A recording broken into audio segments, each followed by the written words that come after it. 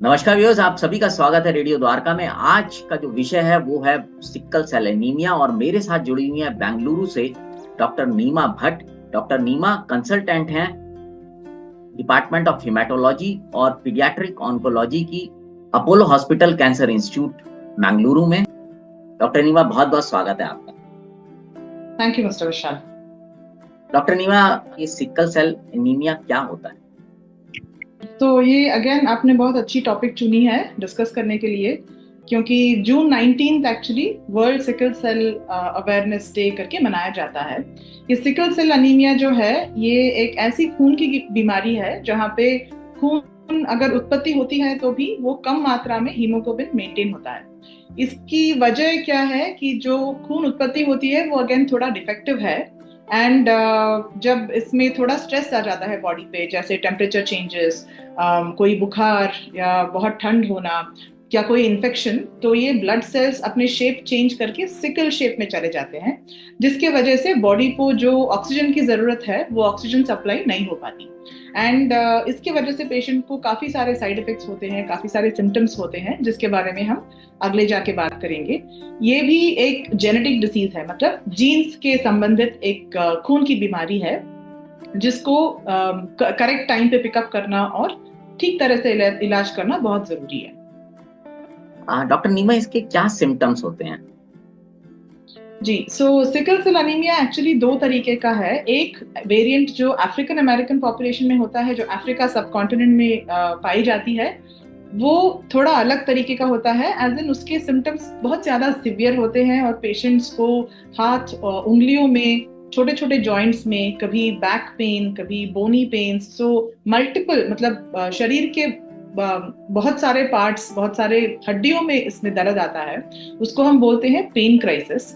ये यूजुअली लगभग शुरू हो जाता है जब बच्चा 9-10 महीने का होता है। तो बहुत छोटे बच्चों में अगर उंगलियों का सूजन होना या उंगलियों का लाल होना, हड्डियों का लाल होकर सूजन होना, these are the main symptoms. इसके अलावा हीमोग्लोबिन इन पेशेंट्स में हालांकि काफी कम रहता है, around haemoglobin of 7 to 8, maximum around 9। और इन पेशेंट्स को बुखार आना, इन्फेक्शन आने का रिस्क ज्यादा होता है, क्योंकि इनका स्प्लीन काफी यंग एज में, 5-6 ईयर्स के एज में, इनका स्प्लीन जो होता है वो हम बोलते हैं ऑटोस्प्लेनेक्टमी। ब्लड कंडीशन की वजह से स्प्लीन जो काम करना बंद कर देता है।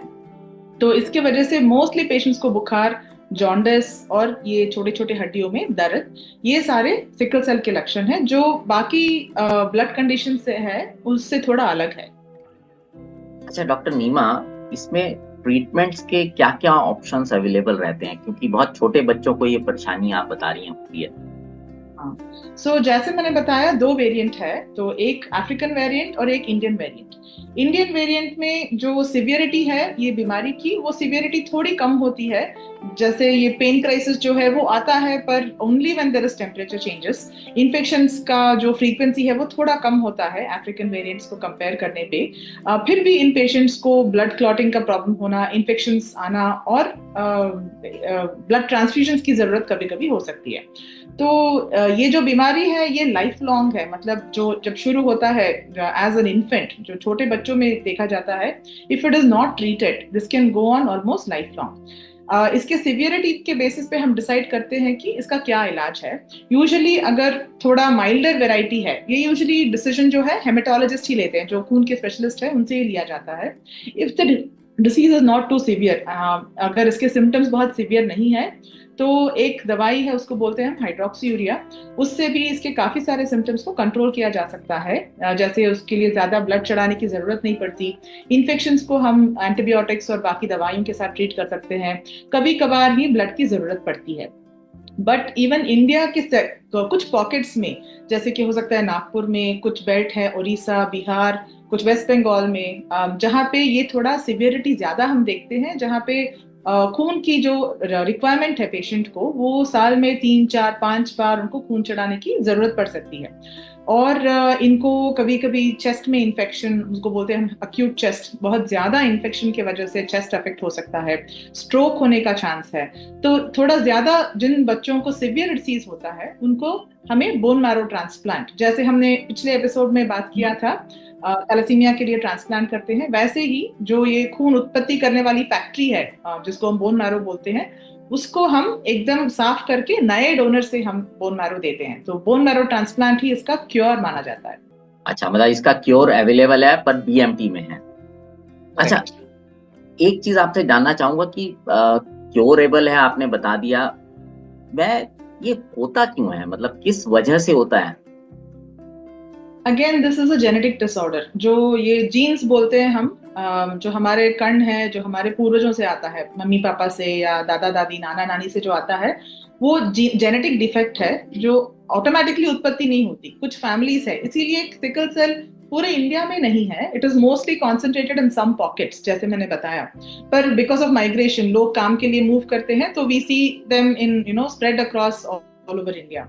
नहीं तो it is mostly concentrated in certain pockets, जहां पे कुछ लोगों को ये जेनेटिक डिफेक्ट होता है और ये अपनी पीढ़ियों में पास ऑन करते हैं। जब अगेन मदर और फादर दोनों को अगर सिकल सेल ट्रेट है और उनका बच्चा हुआ जिसको दोनों का ट्रेट, डिफेक्टिव ट्रेट आया, तो उसको बोलते हैं हम सिकल सेल डिसीज, मतलब दोनों डिफेक्टिव ट्रेट है।